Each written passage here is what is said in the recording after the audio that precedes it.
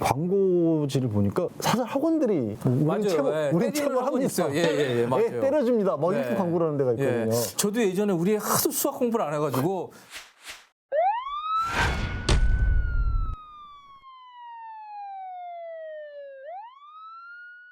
예, 오늘은 최근 국무회의를 통과한 민법 개정안에 대한 얘기를 나눠볼까 합니다. 저희 뭐 어렸을 때 많이 맞으면서 자랐잖아요. 네. 생각이 싫지만. 아, 그렇죠. 뭐 집에서도 학교에서도 저희도 참 많이 맞고 자랐습니다. 그런데 바로 이 부모 체벌권의 근거 규정으로 생각했던 것이 바로 민법상 915조 징계권이라는 건데요. 정확히는 이제 친권입니다. 친권자가 그 자를 보호하기 위해서 필요한 징계를 할 수 있다. 이렇게 규정이 돼 있습니다. 바로 이 부모가 자식에게 매를 들 수 있는 규정으로 여겨지고 있는 그런 규정입니다. 그래서 정부가 이거를 삭제하기 위해서 현재 정부 발의로 민법 개정안을 추진 중인데요. 국무회의를 통과했고요. 오늘 변호사회에서 의견을 냈습니다. 이 규정에 대해서 이걸 개정하는 거에 대해서 이제 찬성한다는 의견을 냈습니다. 그래서 지금 이런 분위기라면 국회 본회의도 곧 통과할 것 같습니다. 사실요, 저희 프로그램이 이제 속고 살지만 하잖아요.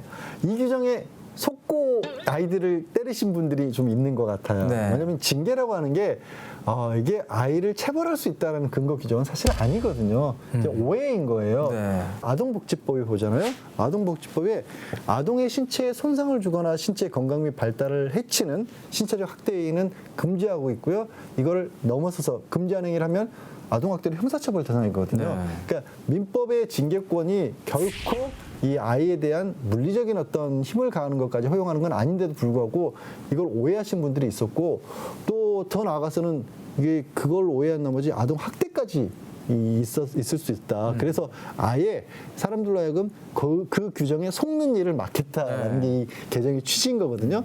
실제로 더 나아가서는요, 뭐 수사기관에서 수사를 할 때 또 재판을 할 때도 과거에는 그래도 징계권이 있는 걸로 생각을 하고 아이에게 좀 뭐 매를 들었는데 이것까지 어떻게 우리가 수사하고 처벌하겠느냐 이런 어떤 경향들이 좀 있었던 거예요. 그런 부분까지도 한꺼번에 없애겠다. 이런 게 이제 정부에서 민법 개정안을 발의한 취지입니다. 부모가 자녀를 때려서 문제된 경우가 과거에도 좀 있었습니다. 여기에 관한 재판도 많이 있었고요. 판례도 많이 쌓여 있습니다.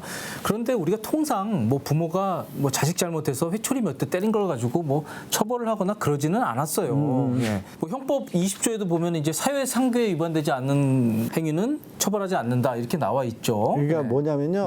그러니까 20조의 의미는 보통 그냥 겉모습만 봤었을 때 어는 분명히 범죄가 되는 것처럼 보이지만 근데 그게 내용으로 들여다보면 이거를까지 위법하다고 보기는 어렵다. 그렇죠. 그러니까 뭐냐면 회초리로 예를 들어서 아이를 뭐 종아리를 좀 때렸다. 그런 엄격하게 법을 적용하면 회초리라는 위험한 물건으로 다른 사람에게 폭행을 하니까 특수폭행이 되는 거거든요.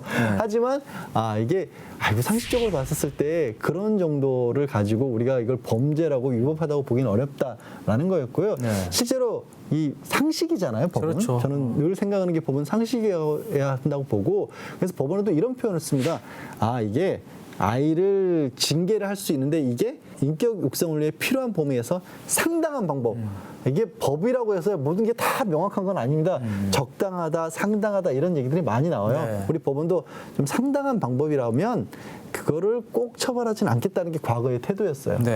그래서 이제 상당한 방법이라는 건 결국 그 수학 공식적으로 딱 나오는 건 아니고 구체적인 사례나 구체적인 사건에서 이제 구체적으로 봐서 결정이 돼야 될 문제인데 얼마나 많은 판결들이 있겠습니까, 지금까지 뭐. 그런데 과연 이제 그런 사건들에 대해서 법은 어떻게 봤는지 뭐 다 소개시켜 드릴 수는 없고 제가 몇 가지 대표적인 것만 한번 소개를 시켜드리겠습니다. 일단 이 판단 기준은요, 법원은 이렇게 얘기를 합니다.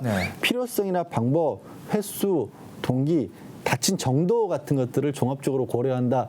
이렇게 들어도 잘 모르겠어요. 사례를 직접 보면요. 자, 첫 번째 판례 같은 경우는 아이가 너무 게임에만 몰두하고 있으니까 아이를 나무라다가 뺨을 때리는 엄마가 있었어요. 맞을만 하네요, 그 정도면. 그러면 안 된다니까요. 하여튼 엄마 입장에서는 야, 오죽하면 엄마가 이랬겠냐라고 법원도 봤고요. 그래서 무죄였습니다. 폭행이었지만. 두 번째 판례 같은 경우에는 도벽이 뭐 습관인지 아니면 좀 어떤 일시적인 일탈이었는지 모르겠는데 도둑질하는 아이를 파리채로 때렸다는 겁니다.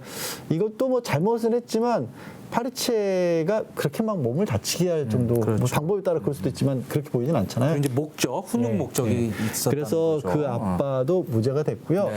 11살 아이가 차연악설을 한 모양이에요. 이거 사실 좀 심각하게 될 수 있죠. 그래서 회초리로 한 10대 정도를 때린 겁니다. 이 경우에도 횟수도 그렇고 다친 정도도 그렇고 회초리를 들었다는 것 자체가 어찌 보면 이렇게 생각할 수 있는 거예요. 아이에게는 정해진 어떤 처벌을 아빠 나름대로 잘못된 것이 좀 가진 거지 갑자기 막 뭐 손에 잡히는 대로 이렇게 폭력을 행사한 경우는 좀 다르거든요. 그래서 이것도 무죄였고요. 자, 네 번째 보면 14살 아들인데 무시를 한다라는 이유로 목검으로 때린 겁니다. 이거는 확 느낌이 다르죠. 조금 그러네요. 목검은 확 다르잖아요. 그러니까 아시죠? 검도를 해보신 분들은 조금이라도 얼마나 위험한 그 도구인지 알 거예요. 그래서 이유도 그렇고 수단이 필요한 범위도 그렇고 이거는 뭐 상당하다고 보기 어렵다 해서 유죄라고 했습니다. 합리적인 것 같네요. 네, 판결을 그래요. 보면. 근데 뭐 실제 현실에서는 이렇게 딱 맞아 떨어지지 않을 수가 있습니다. 좀 경계도 애매하고요. 그런데 지금 이제 그 체벌을 막기 위해서 어떤 근거 규정인 징계권을 없애게 되면 이제 저희 애들한테 뭐 너 손 들고 서 있어 이제 이것도 안 되는 건가요? 징계권. 네. 그러니까 징계할 수 있다라는 표현을 없애더라도 뭐 반성하는 의미에서 뭐 생각하는 의자에 잠깐 앉아 있어라 뭐 이런 것도 있고 얘기하신 것처럼 서 있어라. 이게 아이에게 큰 신체적인 고통을 준다라고 보기까지는 어렵잖아요. 그런 정도까지 모두 다스리겠다 이건 아닙니다. 그래서 집에서 가끔 일상적으로 일어날 수 있는 그러니까 어린 아이와 부모 사이에 일어나는 모든 일까지 볼 수도 없어요 경찰이 모든 경우에. 근데 너무 지나칠 경우를 막겠다. 그리고 아까 처음에 말씀드린 것처럼 징계할 수 있다 하니까 내니까 때려도 되지 이런 생각을 하지 마시라는 의미에서 없애겠다는 겁니다. 예. 사실 체벌하면 뭐 가정도 있지만 저희 때는 학교에서 정말 많이 맞았잖아요. 정말 많이 요즘에도 맞았죠. 가끔 동창회면 맞은 얘기 많이 하거든요. 정말 뭐 20대, 30대씩 맞아서 막 그런 경우 많이 있었는데 지금은 많이 줄었습니다. 지금은 학교에서. 생각하기도 어렵죠. 그래도 뭐 간혹 이렇게 또 좀 체벌이 일어나기도 하고 그래서 또 문제가 되기도 합니다. 대전체육 중고등학교에서도 가혹 행위가 있었다는 주장이 나왔습니다. 그런데 과연 이제 교사들은 학생에 대해서 어떤 권리를 가지고 있는지 저희가 한번 찾아봤는데요. 이 초중등교육법 보면은 여기도 역시 그 징계할 수 있는 권한이 있더라고요. 학생에 대해서 학교의 장은 학생을 징계하거나 그 밖의 방법으로 지도할 수 있다 이렇게 돼 있고요. 그런데 시행령에 보면 이렇게 나옵니다.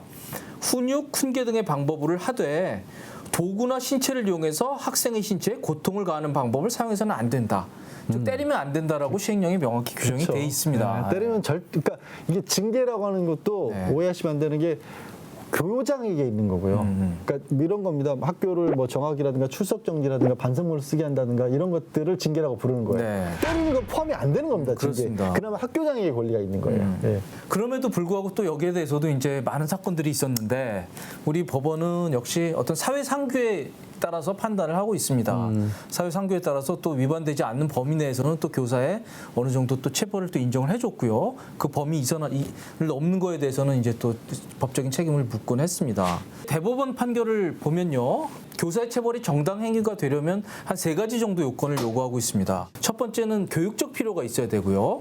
교육적 필요, 훈육이 있어야 되고요. 그리고 다른 수단으로는 안 될 때 조금 이제 매를 들어야 될 경우 그런 경우가 있을 수 있죠. 사실 있고 그다음에 그 방법과 정도가 어느 정도 객관적 타당성이 있어야 된다. 이런 3가지 조건을 충족하는 범위 내에서만 이 정당할 수 있다라고 대법원은 판결을 했습니다.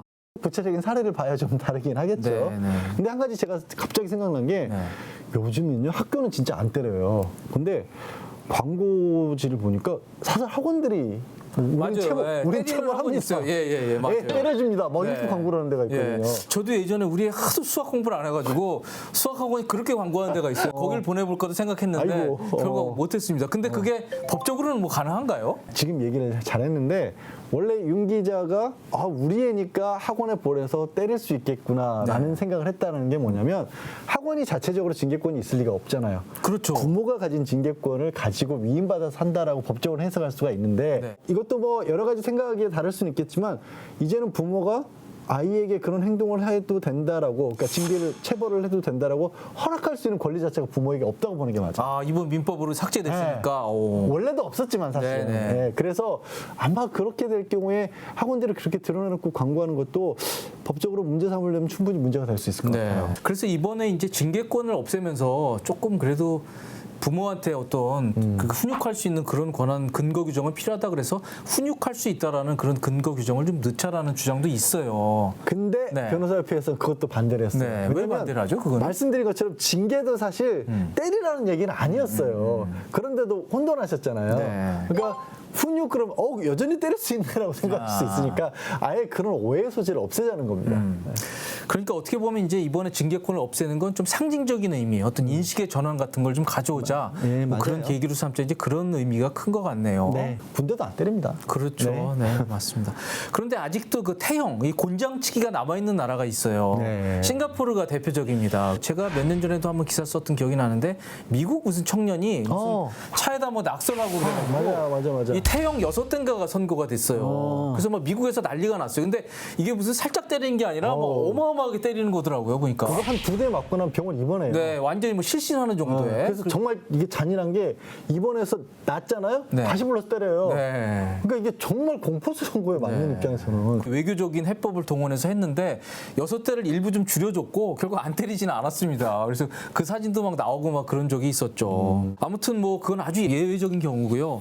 더 이상 이제 누가 누구를 징계하고 혼낼 때 물리적으로 때리는 것은 더 이상 해서는 안 되는 사회가 됐습니다. 오늘 속고 살지 마 여기까지입니다.